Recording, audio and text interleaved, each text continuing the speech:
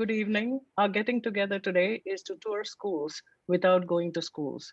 As you may know, we can't serve alcohol when an event is held on school premises. But on a Zoom call, we don't have any such restrictions. So please grab your favorite drink and let's talk elementary schools. I remember being anxious when we first put our firstborn to get on a big bus by herself to go to kindergarten. She graduated Montclair High School in 2020, and my son is a freshman. My name is Tessie Thomas. I've been involved in the Montclair schools in various roles, and currently I'm one of the vice presidents at Montclair PTA Council.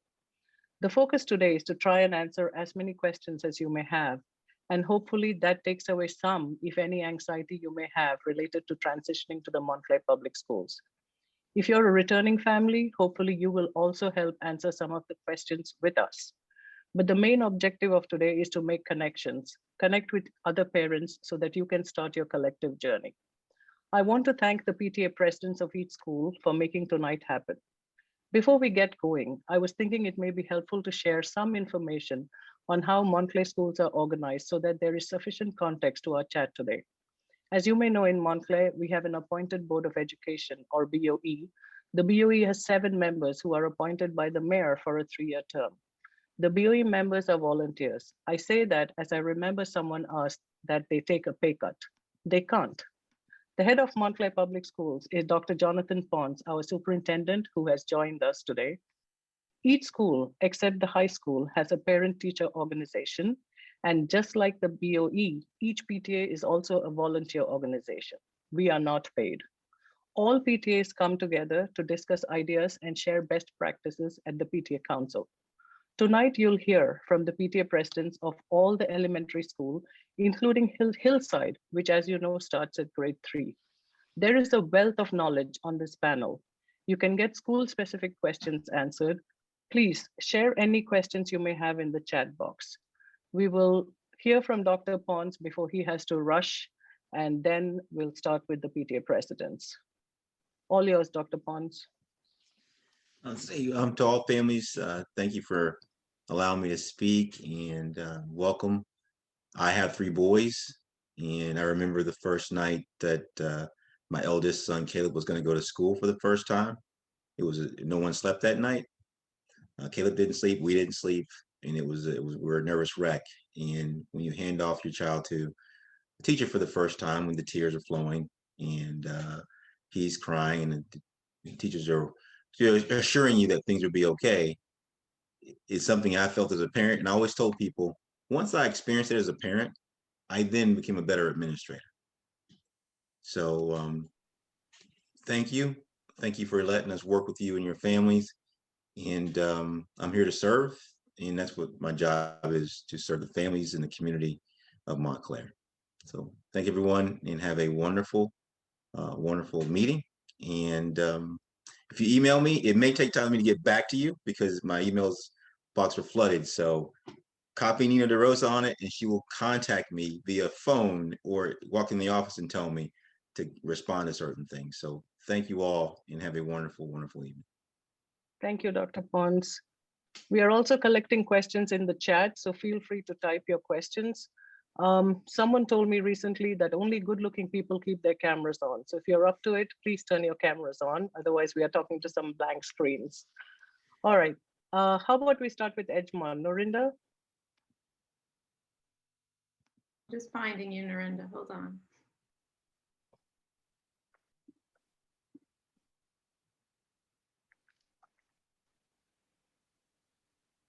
Oh.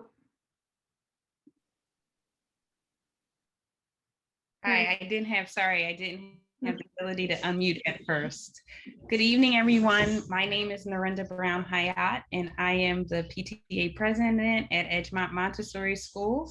Edgemont's magnet theme is Montessori education, and the way that shows up, as you may or may not know, all of the curriculum throughout the elementary schools is the same. So we use the same curriculum as the other schools. The way that our school is different, though, is in how the teachers deliver that curriculum. So because we are Montessori, we are project-based, A lot of, especially at the younger grades, K1 and 2, there's a lot of group project work. Even through the pandemic, the teachers have been able to use breakout rooms and small groups and continue to do projects. So for example, my younger son, I have 2 sons at Edgemont. My younger son, Phoenix, is in 2nd grade. And during Black History Month, his teacher had the students make a museum, a Black History Month museum out of materials that they had in the home. So from cardboard boxes to yarn, you had to then do a tour of the museum for the students. And they did all of this over Zoom, which was really lovely because it allowed us to keep up that project-based work while also keeping with the curriculum. My son's class, who's in 3rd grade, did similar activities throughout even this remote learning period. And that goes through math and in language arts. Our school is the smallest school in the district. It is only 200 some students. That means that we go from K through 5, but there are only 2 classrooms in each grade. And that means that you have a cohort of about 45 students that are in your graduating class. And many of those students start at kindergarten together and rise up through to 5th grade. And that really creates a very intimate learning environment. The classes mix and then they mix again, but you end up really intimately knowing that group of 45 other students very well. We found that to be that intimacy of knowing everyone to be one of the many benefits of being at Edgemont. I will end with saying that we are supporters of outdoor learning and have, garden beds and stumps that are used. Even now, as we go back, we are continuing to work on our gardens and try to keep the outdoors alive. And I'm happy to answer questions when we get to that part of the program. Thank you so much for being here, and we hope to see some of you in the halls of Edgemont next year. Thank you, Norrinda. That was under 3 minutes. That's perfect. How about that was the 3 minutes. All right, how about Kathryn? You want to go next, Kathryn? Oh, sure. Kathryn's from Bradford. I don't know if I can spotlight myself. Hold on a second. Okay. Hi, everybody. My name's Kathryn Fogliano. I'm the PTA president at Bradford, where I have a 5th grader. I also have a 7th grader at Buzz. Bradford is the university magnet where everyone teaches and everyone learns. I often say that our magnet is the hardest to see when you walk into our building, which means basically we have a very close relationship with Montclair State that provides our students with a variety of experiences throughout the school year. It enhances our curriculum by bringing learning to life, either on Montclair State's campus. Our kids can take a quick walk to see music and dance performances, health and physical ed stations, art exhibitions, nursing school simulations, or it's facilitated by Montclair State faculty or students at Bradford. We are a K through 5 school. We have 3 classes per grade with roughly 375 students. We start at 8:50 and end at 3:05.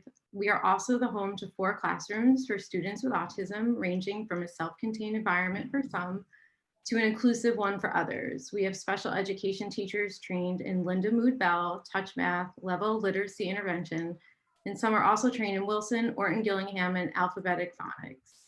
Our character development program, Bradford Cares, is 4 values that teachers infuse in lessons throughout the day, as well as through lessons in the standalone curriculum.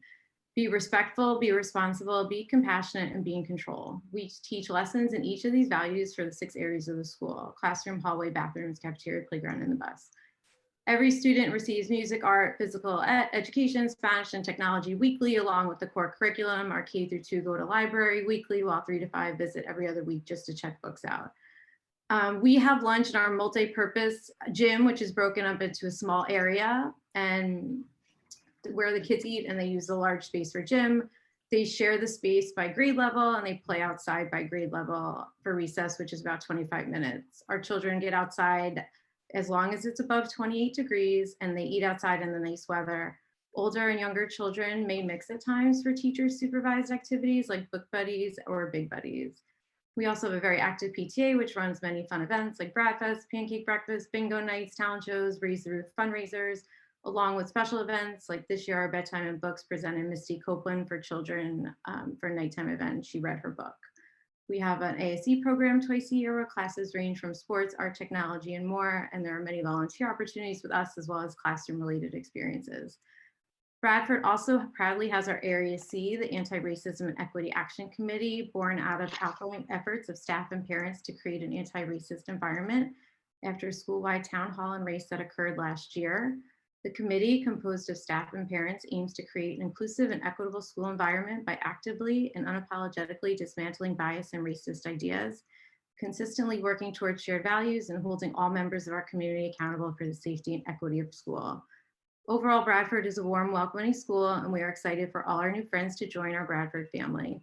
Good luck in this process. All of our Vermont schools are great, and I know you will love wherever your child goes. Thank you. Thanks, Kathryn. Who wants to go next? Natalie, I see you. Hold on, let me find you, Natalie.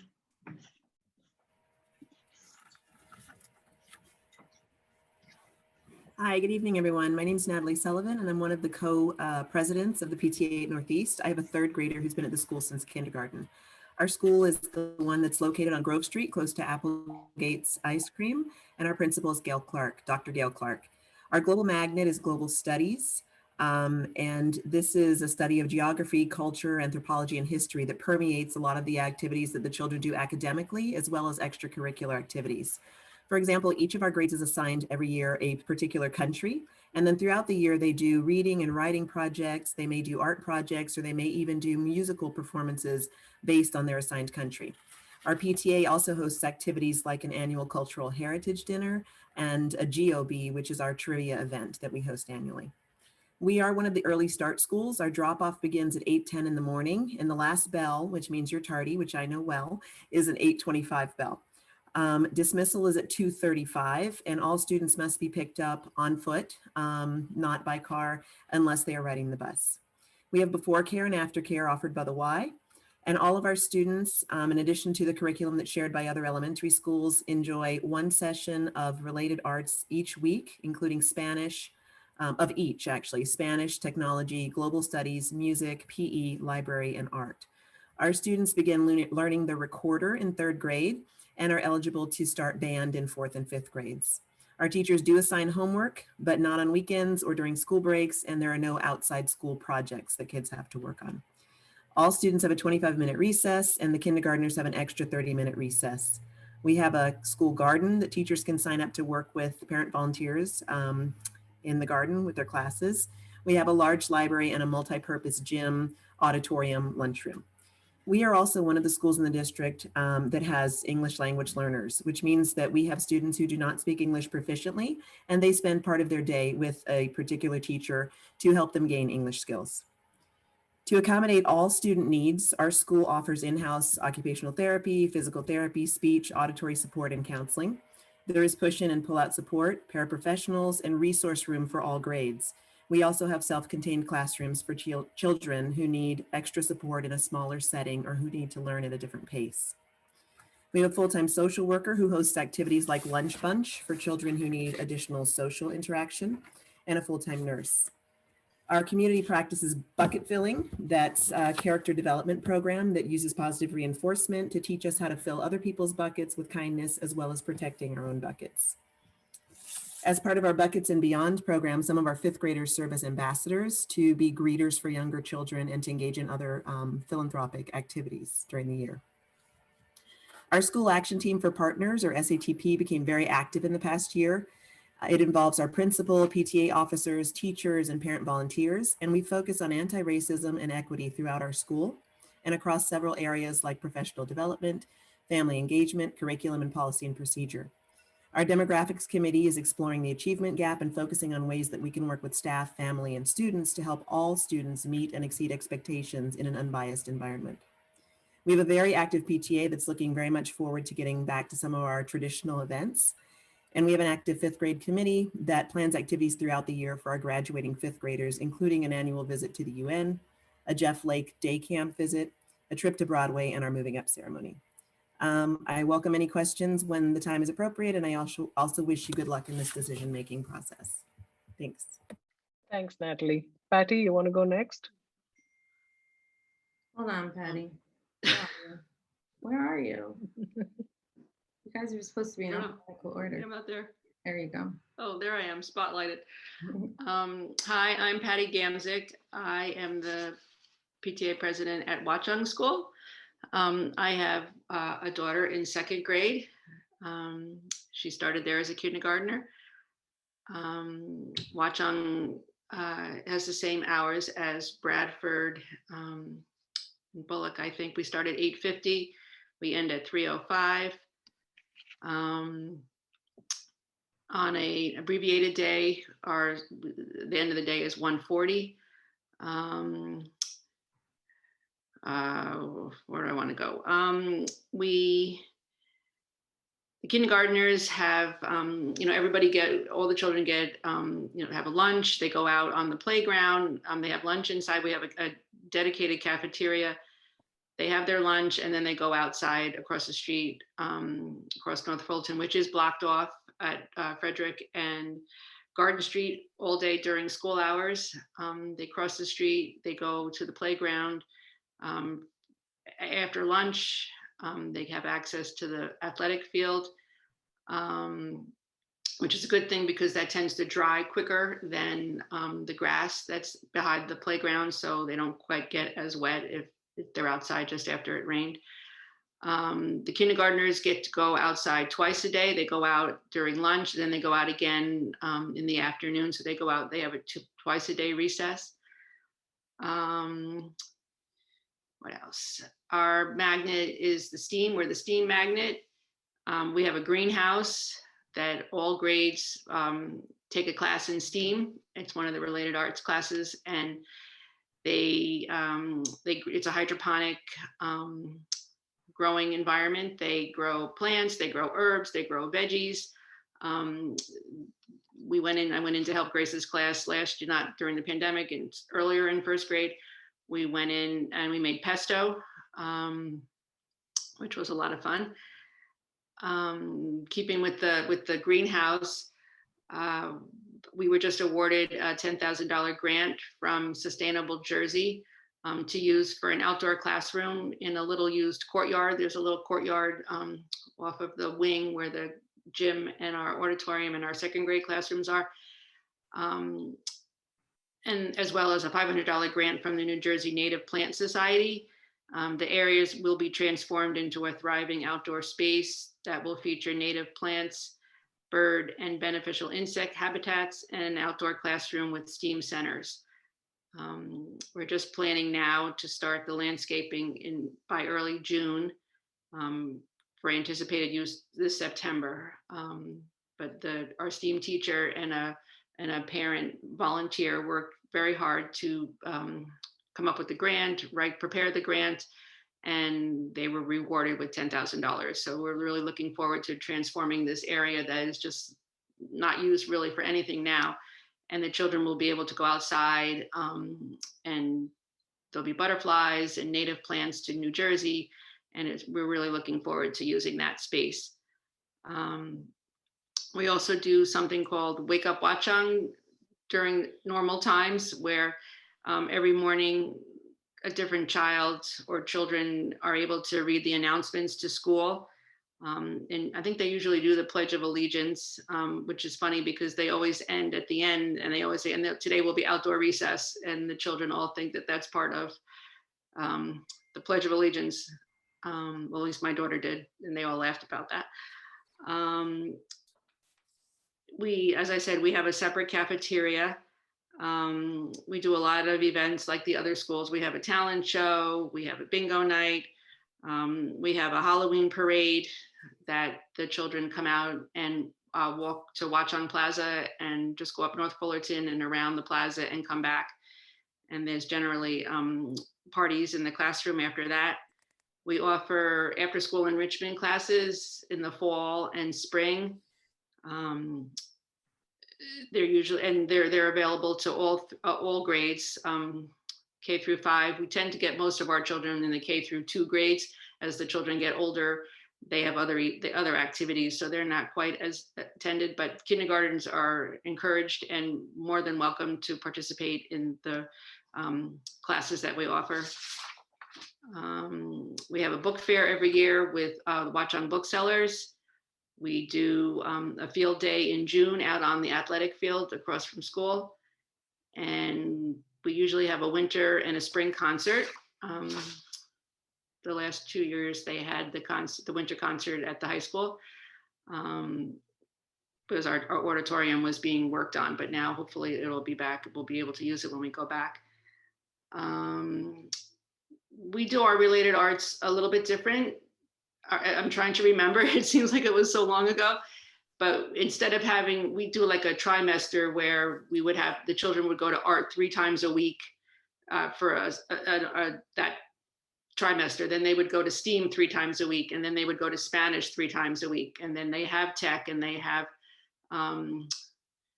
the gym as part of their day anyway, but they don't do what now. When we're home, we're doing one day it's STEAM, one day it's art, one day it's music, one day it's gym. But typically it's 3 times a week for that set time. And that's all I have right now. And I'm sure I'll be able to answer any questions that you have later on as we progress. Okay. Thank you, Patty. Thank you. We'll go to Bullock, Marco, and Irene. Who's talking, Marco or Irene? Yes, we will split the time. So I will say welcome. Hi, my name is Marco Petersen. I'm one of the co-presidents at the Charles H. Bullock.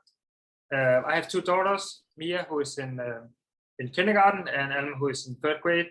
And I clearly remember when I went on a tour 4 years ago and I had seen the Bullock School. I had a really good feeling about Bullock. The building is from 2010. It's named after Charles H. Bullock. There was the president of the YMCA on Washington Street.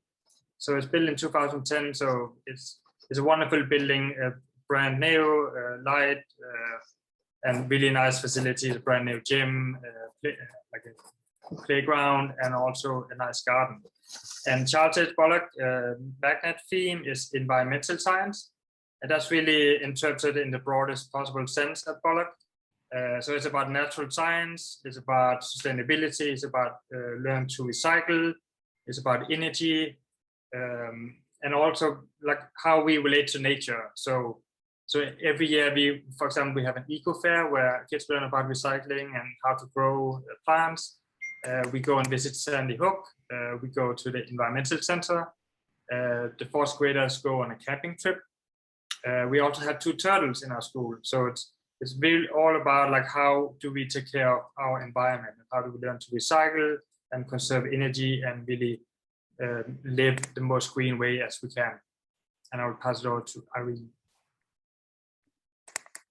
Thank you.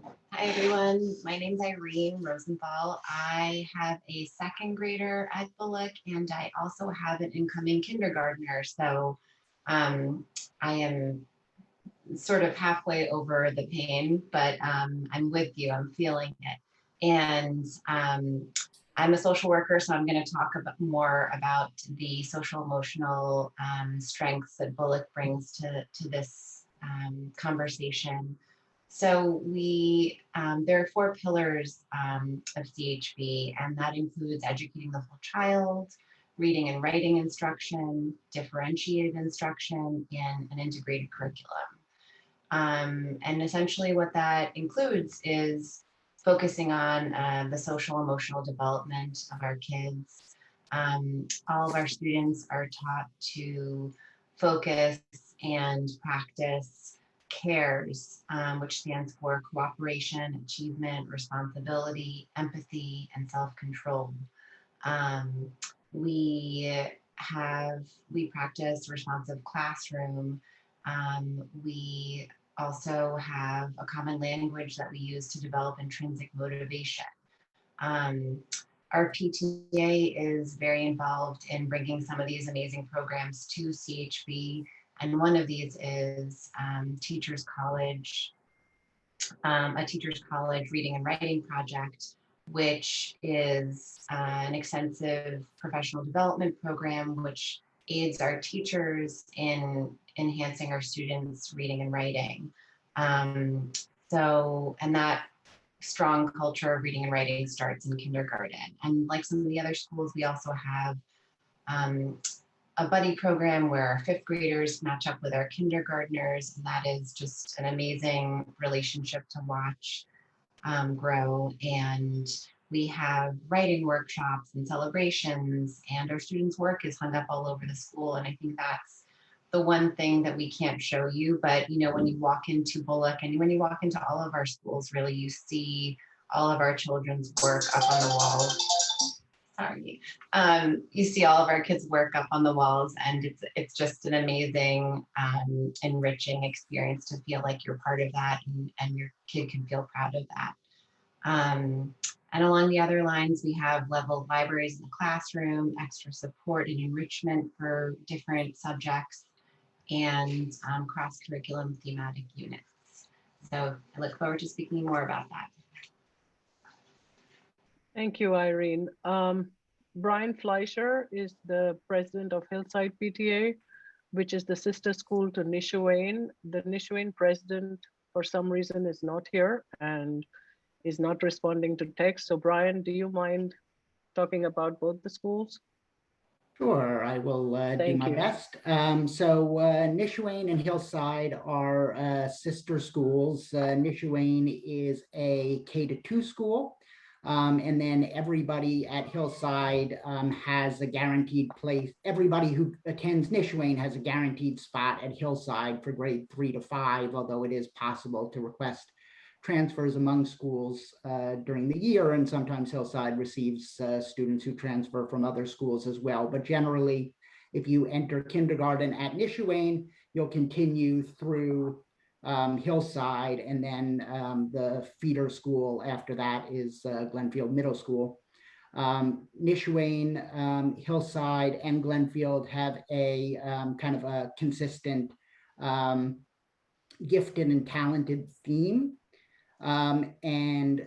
When we say gifted and talented as our magnet theme, we're talking about belief that every child has unique gifts and talents, and that it is our obligation as a learning community to help those students to identify and nurture their gifts and talents. And we do that through a really kind of unique elementary school curriculum model that increases the level of independence as students move up from Nishuane through Hillside. Nishuane, to start, is it's a big school for little people, K-2 only, so no big 3rd, 4th, or 5th graders on the bus or in the playground. It really is a school that is focused on early educational instruction, K-2, learning to read, and really kind of dives into that very deeply in terms of the professional development and the work that the school does to really kind of focus on its nature as a K-2 school. Unlike most of the other schools in the district that have 3 or in some cases 2 homerooms per grade, Nishuane is a large school, and depending on the overall size of the entering kindergarten class, they could have anywhere from 6 homerooms. I think sometimes they've gone as small as 5, but usually 6, 7, 8. The school can even accommodate 9. So at both Nishuane and Hillside, that's where the district kind of picks up and has the flexibility depending on the overall size of the grade, kindergarten, 1st or 2nd. Nishuane is known for its special Nishuane arts program, which involves phys ed, music, art. Music is both instrumental and vocal, and technology, and we have Mandarin. Nishuane is the only K-2 school that has Mandarin. And if you stay in Nishwain through Hillside, Glenfield, and the high school, you can take Mandarin K through 12. And that's the only path where you can do that with Mandarin, which is pretty special. And all of the students at Nishwain get all of those special Nishwain arts programs. So every student takes Mandarin, every student has music, every student has art. But then there also are opportunities for students to choose what Nishwain calls an aesthetics class, which is like an elective. And they have 70 different classes that are offered by both the related arts teachers and the homeroom teachers towards the end of the day for Nishwain students, that allows them to really explore their areas of passion or talent. We do have some classes that are called Creative Eye classes, which are based on a screening and a teacher's recommendation. So students who are potentially advanced and looking for enrichment in math or English or music or phys ed or almost any subject have the opportunity to take CI classes, but then there are also just a tremendous number of classes that are not screened that allow students to pursue their interests as well. Nishwain and Hillside are both the latest opening of our elementary schools. So the first bell is not until 9:10 a.m. and instruction starts at 9:25. The school finishes up at 9:35. So it's important to think about logistics when you're making your school rankings. But we do have both a YMCA before care program and after care program at both Nishwain and Hillside. And these being very big schools, they are very well attended. Also, because we are so late starting, I think we probably have many more students who partake of the before care program than there are at any of the other elementary schools. So you are able to drop your child off at 7:30 and they can stay until 6:30 with the before care and after care, which is operated by the YMCA and costs money, but is generally much more cost effective than other childcare options. And those are very well attended. Also at Nishwain, every student participates in a kind of musical review every year that is developed by the classroom teachers and the arts teachers that kind of incorporates what they're learning in the classroom and what they're learning in the arts programs into a musical. So that's fun for parents to see every year. And they have a wonderful Mayfair every spring out in the yard, where there are, kind of inflatables and rides and games and, bands and food, and that's a lot of fun. It being a K-2 school, the PTA is very active, and a lot of parents get involved, and it's just a fun place to be with little kids.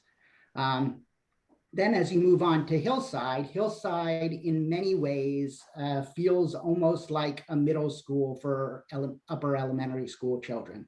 As kids are moving into 3rd, 4th, and 5th grade, they're more comfortable with the school, setting, and they're granted significantly more independence, probably than almost any other elementary school I've ever seen.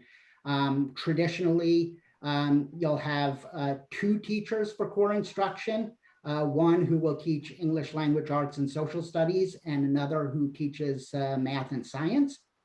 And then you have elective periods. 3 out of 8 periods of the day are essentially electives, and that includes the lunch period. So every student has a different schedule. You may not have the same lunch period as kids in the same homeroom as you. The kid who sits next to you in English may be going to be in Drums of Thunder, which is our famous drum corps at Hillside, 4th period, and may have Mandarin, and may have lunch 5th period and Mandarin 8th period. And other kids may be in play production. They may be in a technology class or in a science class. Again, we have creative eye classes at Hillside that are based on a screening, but a tremendous number of classes that are open to anyone based on their interests and passions. You know, I think Hillside is the largest elementary school in the district, generally has the largest overall enrollment of any of the elementary schools in the district, and has anywhere from 6 to 9 homerooms per grade. It really is an exciting school. They put on an amazing musical every year. For physical education, you have the option of taking a traditional PE course, a gymnastics course, or a dance course, all of which count for physical education credit. It's the only elementary school in the district that offers 2 world languages. You can take either Mandarin or Spanish at Hillside. We have a science teacher who has no homeroom responsibilities, who just offers these extra aesthetic science courses for students to select. So it really, I'd encourage you to check out the Hillside webpage and the Nishwain webpage as well. And you can see course descriptions of all of these aesthetic or elective classes that are made available at those schools. So that's really what kind of makes those schools, I think, very special in a lot of ways. So, hopefully we'll see a number of you at Nishwain and Hillside over the next 5 years. Great. Thank you, Brian, for filling in for Nishwain as well. I'm getting a little concerned about Reggie, but hopefully all is well. He's usually very, very responsive. So fingers crossed. So what we had planned is, after this, we are open to questions. If anyone has questions, I see that there are questions coming in the chat. Feel free to answer them. Otherwise, I have questions that I'll just ask. Anyone feel free to chip in. Does your school have a handbook? Yes. Yep. Yes. Yes. So that's a unanimous yes. yes. It's on the website too. There you go. Yes. Most schools have a handbook. It's very important that the handbook is, it's a source for you. Or because of COVID, we don't have conversations on the blacktop, but that's the other source to get all the information. Report cards. How often are report cards given out? It's the same for all schools, but I have forgotten what it is for elementary. The elementary schools are on a trimester basis, so you get report card 3 times a year. Okay. It's the same for all, right? Yes. Yeah, I would assume. Yes. All right. What does your school do for after-school enrichment? Bullock has an awesome after-school enrichment team. And I think a lot of schools, or if all schools may, you guys can chime in, but we have a parent volunteer-led after-school enrichment team, and they put together incredible offerings for our kids. And usually at Bullock, we have done it in the past twice a year, but this year, because of all the craziness, our parents pulled it together when we learned we could finally do some in-person outdoor activities at school. So we have our 3rd session of after-school enrichment happening at Bullock this spring. And typically those after-school enrichment classes have either outside vendors who are familiar with our schools, or teachers or staff members or parents who propose new ideas, or who have been doing some really fun classes throughout the years. So, other schools can chime in, but I think that's pretty common. Yeah, Nishwain has a very large before and after school enrichment program. Because it's a late starting school, they often offer classes in the morning before school, as well as in the afternoon. They can be combined with YMCA before care or after care. So if you rely on before care or after care, you can let them know that your child is participating in the Explorers program on Thursday mornings and Wednesday afternoons, and they'll make sure that your kid gets to Explorers and then gets from Explorers to the aftercare program, or gets from the before care program to the Explorers program. And similarly, it's a mix of outdoor vendors, staff from the school, some parents within the district offer classes as well. And scholarships are available to make sure that they are able to be accessed by all families regardless of ability to pay. And it's a very good program. Hillside's program is a little smaller because starting in 3rd, 4th, and 5th grade, kids tend to have a lot more kind of activities outside of what the school offers, so they have more conflict. But you know, we do have before and after school enrichment offerings as well. Hi, just chiming in for Northeast. We also have, we've previously had 2 seasons of after school enrichment. This year we were hoping to have 3, but unfortunately because of the pandemic, we were not. So I presume next year we'll have 3, a fall, a spring, and a winter and a spring session. We've had topics like magic, Egyptian studies, exotic animals, old school sports, and there are several that come back every year, but every session we have new topics, and they're run very similarly. An hour after school, but there's a window when school ends where your child will be in the gym with other children before the ASE starts, and it can be coordinated with aftercare, as Brian was mentioning there. Anyone else? After school enrichment? We have after school enrichment at Edgemont too. It's very similar to what has already been described. I would say that we are trying to increase, so we do offer scholarships, and our goal is to increase the availability of enrichment that you know, is at lower cost, or no cost. So we have been exploring, and we have 3 cycles. This season, we have a Roots and Shoots environmental club that is usually free, and any student can join it. This year, we've charged $25 for it because they're raising money to do an aquaponics farm in the backyard of the school. So we charged a low cost, but it is our goal to increase the number of classes that we can offer at either free or very reduced price to make it equitable. In addition, our teachers have long wanted to do enrichment during the middle of the day, though I like what Brian's saying about the beginning of the day, and we'll have to consider that. So this year, our plan had been to move some enrichment into the lunchtime recess for the older students, again, just to make sure that enrichment is equitable. We partner with the MAM, the Montclair Museum of Art, on classes. We also do STEAM enrichment classes always. Yoga is often offered. We've been moving into skateboarding, and it really, you know, comic book drawing. So we try to just see what the students are interested in and, you know, bring those activities into school. Thank you.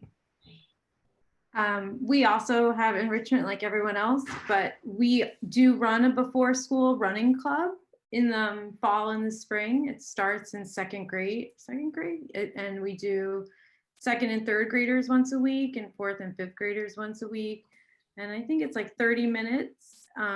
It's pretty low cost. I think we charge like $20, and like all the other schools, there's a child that wants to participate and doesn't have the means to participate, the PTA absorbs the cost for all children. But the running club is great because it helps kids get out energy in the morning, and they're doing exercises and fun activities. And it used to be run by one of our gym teachers, but now one of our paraprofessionals has taken it over. So that's kind of unique for us. That includes in typical, and besides the other after school enrichment, it's our before school enrichment stuff. Watchung also has before, we have a few before school enrichment, so we call it BSE. It started at 8 o'clock. It would go for a half an hour, and then the children would just go straight into their classroom. I think there was board games and there was clay, because my daughter loved that. She went to those. And it's just similar to all the other schools too. Children who are in aftercare can easily go to an ASE class, and then they're taken back to the aftercare to finish up the rest of the time there. We've had chess. We've had an outdoor chess instructor come in. We've done gymnastics. A woman from Diamond Gymnastics has done something for us. Slime is always a big hit. Drawing. So we offer, we offer a good amount of after school enrichment classes too, similar to the other schools. Thank you. Are all schools' playgrounds open to the kids before and after school? Yes, ours is. Watchung. Yes. Yeah. Okay.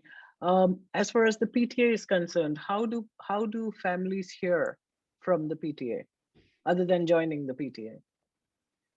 So at Charles H. Bullock, in the first week, we are attending different presentations. So one in the evening and one also in the morning. And then we will send out a welcome package with information. And we also send out an email with a link to our website so they can read about it. But the first contact they get with PTA is a morning information meeting for the people who can attend in the morning, and then in the evening as well. And then we will have a PTA meeting pretty fast after the first few weeks. And we also do ongoing weekly newsletters, which update everybody, not just PTA members, but everybody in the school, what's happening and what activities we're promoting, or just what's going on in general.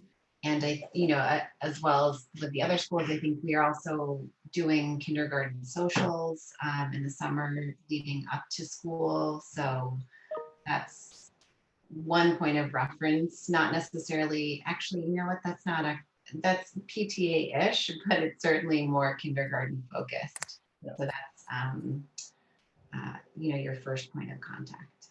Yes, last year we had Welcome to Kindergarten over Zoom. Hopefully this year we won't. Hopefully this year we will be live and in person and eating actual ice cream for ice cream socials. Norrinda, did you have something to add? No, we also okay. we have a newsletter. It comes out Mondays. The way it works, our principal sends a Friday evening or Friday afternoon letter, and the PTA sends a Monday, hopefully morning, aspirational Monday morning newsletter that sometimes slips into the evening hours. But we also, we've been trying to reduce. Before the pandemic, we were also sending backpack mail, but we've been trying to get away from paper to reduce our impact on the environment. And I think now this is just the push we need, that we'll keep just doing everything over email. I just wanted to say that we are also trying to consider, a lot of what we send, we also send through the principal, so that people don't have to feel like they have to choose information. Being a part of the PTA is very important, and I encourage everyone to do so. But I mean, if families have other reasons for not, we share our information out with class parents. Each class has 2 class parents that coordinate and really serve as a bridge between the PTA, the principal and the administration, and the teacher and the class family. So even if you are not in the PTA, our goal is for everyone to be operating with as much information as possible, in titles and membership in clubs. Though we are at a PTAC sponsored event, and I love PTAC and I love the PTA, we want information to be had by everyone, and so we try to just disseminate the information that we share in our newsletters broadly throughout the school. Yeah, Hillside the same. You know, none of our communications of information go out to members only. We tend to submit the information we want to disseminate to the principal so that it can be included as part of her weekly newsletter that goes out on Friday afternoon. Then we also have a PTA run Facebook page where we have 4 rotating administrators who then kind of amplify the information that was already included in the e-blast from the principal that went out to all families, just to remind people and to answer questions that folks may have about the information that was included in the e-blast. I will add, if you're new to the district, we use a system called Genesis, which is when you're younger, it's where all your information will go, your contact information. In the beginning of the year, all the forms you have to fill out are on Genesis. And one of the things you will be asked to check out is, do you want to share your information with the PTAs? And check yes or no. If you check yes, all that means is that they're giving us your name and your email address and possibly your phone number. Check yes, because then you'll get on our mailing list and our email list, even if you're not a member of the PTA. And at Bradford, we use that list and we download that list to send our Monday blast. So, and I think like our opt-out was only like 5 people. So even if you didn't join the Bradford PTA, you're still getting our PTA communications. But like the other schools, we do highlight some information to put in our principals' emails on Fridays as well. And Facebook and all that, Twitter and all that stuff also. Also, all schools have directories, whether it's online or paper, and the directories are very helpful to plan play dates, invite each other for birthday parties, basically to get in touch with parents in your child's class or in the school. Anyone else about what we just talked before I move on? So a very important question, how do people get school merchandise? We went to the New Jersey PTA,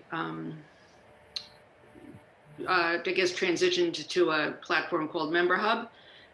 So we joined that and we have there's a store, like an online store.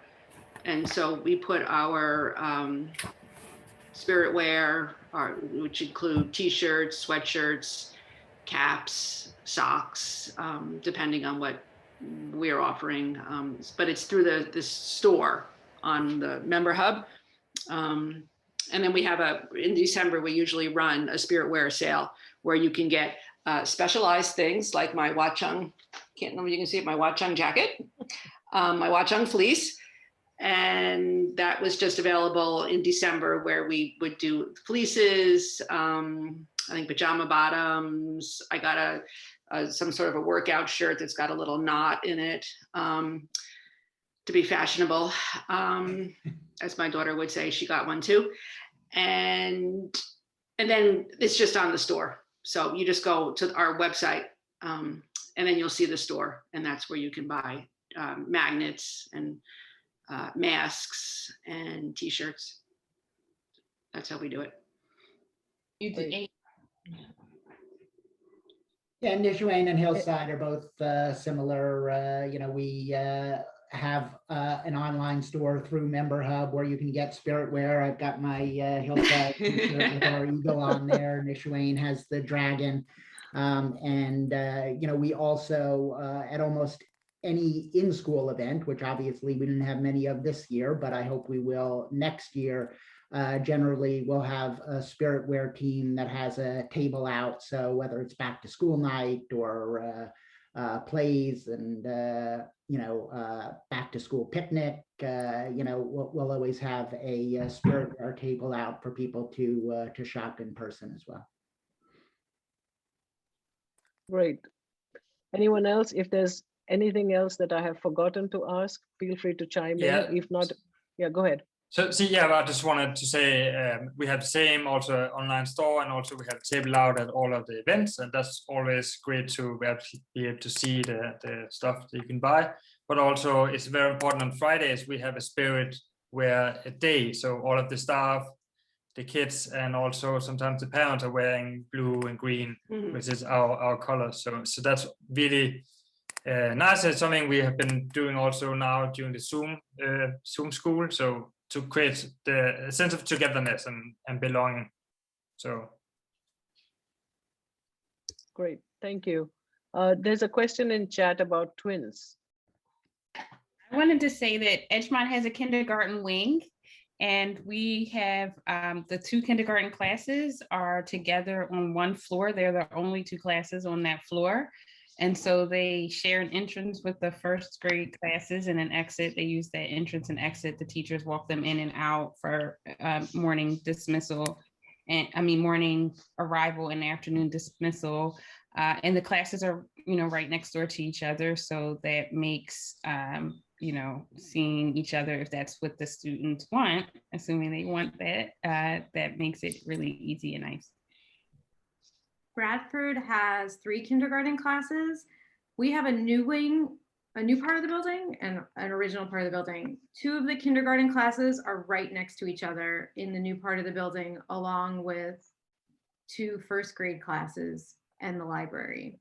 The other kindergarten class is in the old part, the original part of the building, next to a first grade class, right, also next to the gym.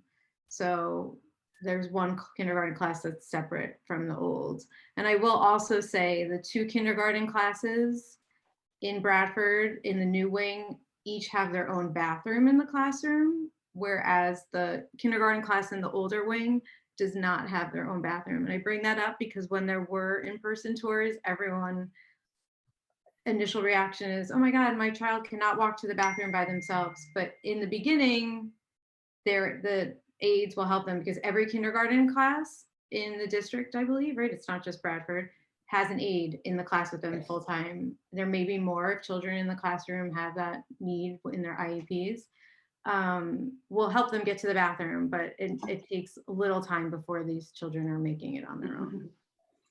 At Northeast, we have a general area of the school that has the kindergarten classes. I believe that 2 of the classes are on one floor and 1 of the classes is on another. And I can't recall right now whether that's upstairs or downstairs, but they're connected very closely by a staircase and in the same general area of the building. Watchung is the same. We have 3 kindergarten classes. They're all on the, I guess if you're looking at Watchung, on the right-hand side, on the North Fullerton side, there's 1 in the back and there's 2 in the front on Garden Street. All 3 have their own bathroom. So they're all together. Everybody except for the bussers goes in through Garden Street, and then the front door entrance. But at dismissal time, they bring the kindergartners out first. Like they'll bring the kindergartners out at 2:55. So that they can get out before the first graders. And then the first graders come out at about 3, and then the 5th graders come out at 3:05. So they want the kindergartners and the first graders away from the steps and out the door already and accounted for and picked up by the person who's picking them up before the 5th graders come out. So they come out the front door. And then there's my 2nd grader is sneaking around in the back. So that's anyway. So they're together. The 3 classes. It's right here. Yeah, Nishwayne traditionally. Oh no, it's downstairs. The Chromebook. 7, 8 kindergarten classes, and they try to keep them all on the first floor and to use the rooms that have bathrooms and coat cubbies as part of the room are intended for kindergartens, and generally. All the kindergartens have that unless they have a particularly large class, in which case they'll sometimes use a classroom that is adjacent to a bathroom to make sure the bathrooms are nearby, but they try to keep kindergarten all on floor 1. I'll take care of your stuff. Yeah, so Bullock is, we also have 1 area where the kindergarten classes are, and like a lot of other schools. Usually we have 3 kindergarten classes. All 3 classes have bathrooms inside. There's been some years where we've had 4 classes. I think the 4th class, Mark, you can correct me if I'm wrong, but the 4th class, you might need assistance going to an outside bathroom. But generally, I think the kids also get to play with each other at recess, or definitely after lunch at that recess time for the kindergartners. I mean, the kindergartners typically have time to see other kindergartners, but the bulk of their time is spent within their classroom forming, their, safe knit community there. I will say that when they go, all the kindergartners eat together at Watchung in the cafeteria at the same time. There's no other children in there with them, and then they go out on the playground by themselves. And the same thing for each of the grades. I think I'm not so sure about 4th and 5th, but I know for 1st and 2nd they eat with they might have to sit with their class, but they're all in the cafeteria together. So they do see, and they'll go out on the playground, and all 3 kindergartners are playing together. So all 3 1st graders are playing together, classes are playing together. So they do see each other if they're not in their own class. I watch them. There's a question in chat about busing. Brian, do you know the answer? I don't Which remember. was the question? I didn't see it. The question's about distance. How do you know if you qualify for busing for each school? What's the distance right now?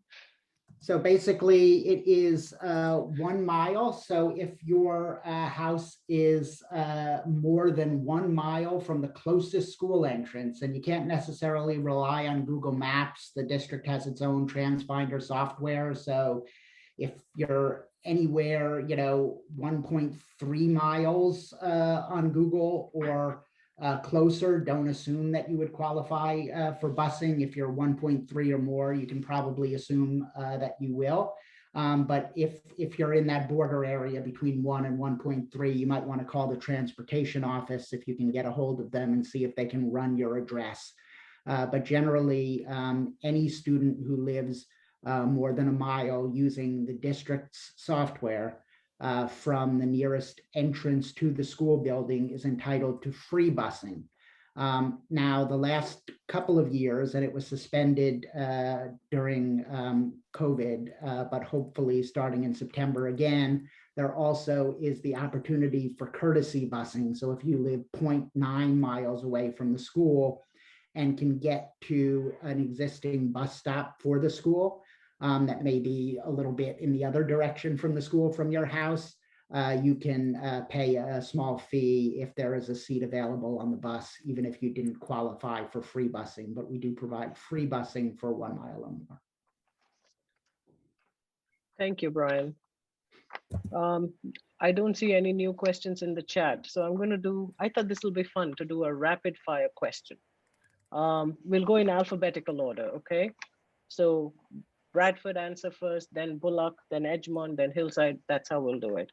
One word that describes your school. Bradford. Welcoming. Bullock. Green. Edgemont. Edgemont is muted. Oh. Community. Hillside. Dynamic. Northeast. Supportive. Watchung. Nurturing. Okay. One word your child will describe your school. Bradford. There's too many. Fun. Bullock. So my daughter said she wants to go to high school to Bullock, so high school. She can't. She want to stay there. Edgemont. Home. Hillside. It's not Hillside's fault, but the only thing my son ever says is fine. So he would say it's fine. Northeast. I'd have to say recess. My son loves the field. It's a great field that we have, great playground. Okay, there's a question in chat. So before I ask my last question, when is the official first day of school? Oh, we don't have that answer yet. We don't know. We are all Usually waiting. it's the Thursday after Labor Day, because generally the Tuesday and Wednesday are professional development days. Sometimes it's even the Friday after Labor Day if they try to sneak in additional professional development, but that's generally when it is every year, even though they haven't put out the calendar yet. Thank you, Brian. Okay, last question, not one word. You can say a few sentences. A piece of advice that you have for incoming parents, families, kids to your school? So I used to tell everyone this on my tour. Obviously, I'm very happy at Bradford. I'm now the PTA president. And I tell everyone that Bradford wasn't my first choice. So don't panic if you don't get your first choice, because you will wind up loving where your child goes to school. Thank you. Bullock? Yeah, so I remember when I started as a parent, I was super confused for many months, and I thought like I'm never gonna understand all these emails and all these rules and regulations and committees, and it was really confusing. And now I just learned that it will come, you will understand it, you will get to meet wonderful people. We are all in the same boat. So don't stress too much if you don't understand like a specific email from the district or from the school. Like it will all make sense at some point. And now I remember back on those days as very confusing, but now I get it. So just try to enjoy the process. Yeah, agreed. Hillside, right? No, sorry, Edgemont, sorry. No worries. I would say get involved. And, you know, there were things early on that I was like, I don't understand why this is that way. I don't understand. And one of my colleagues at work, her children went to Edgemont like 20 years ago. And her children had my son's first grade, one of my son's first grade teachers. And she was like, the thing is, you can change what you don't like. You know, many of the things that you don't like, you can affect if you get involved and do the work. So I feel like the school takes on some of the energy of the people whose children are there at that time, and that you shouldn't feel like it's static, that it's evolving and organic and about the people that are in the building. And so when you put your energy and your talents inside the building, it can become, you know, something even greater. So I just encourage people to get involved in one way or another to the extent that all your other life demands allow you to. Thanks. Brian, Hillside? You know, I would say just be cognizant of the history behind Montclair's magnet program. Montclair's magnet program was designed as a tool to drive voluntary desegregation. Montclair has historically been residentially segregated, although diverse on the whole. And the magnet program was designed with the additional courtesy busing, with the magnet programs to drive voluntary integration, to try to make every school feel like Montclair. And I think you'll find that while it's not perfect, that it does do that. There is diversity and there is a good mix of families at all of these schools. You know, keep in mind, Nishwain and Hillside have at least usually twice as many homerooms per grade as the other elementary schools, sometimes more than that. So 35 to 40% of you will end up in the Nishwain and Hillside path. It tends to be the school that people are more likely to get as their third or fourth ranked school, but everybody I've ever spoken to who has, you know, kind of found themselves at Nishwain or Hillside, whether they ranked it first or whether they ranked it fourth, has always been so happy and excited by the community and the offerings we have at those schools. So, you know, it's a great town. It's a great system with a great history. So, you know, it's not a pure choice program. It's a magnet program designed to drive integrated schools. And that's, you know, why we have this in place. Thank you. Natalie, Northeast?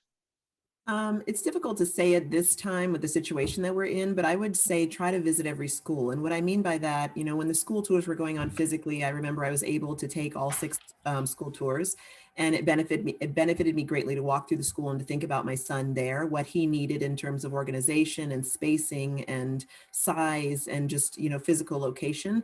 And that's actually how we decided on our school, and it's been a good success for him. So even though you can't go in the buildings right now, I'd still say go to the schools, maybe on the weekend, walk the grounds, go on the playground, see where the school is physically located, because I realize there may be some folks on the call right now that are like, which one was Northeast or which one was, Watchung. So just know which school you're actually thinking about.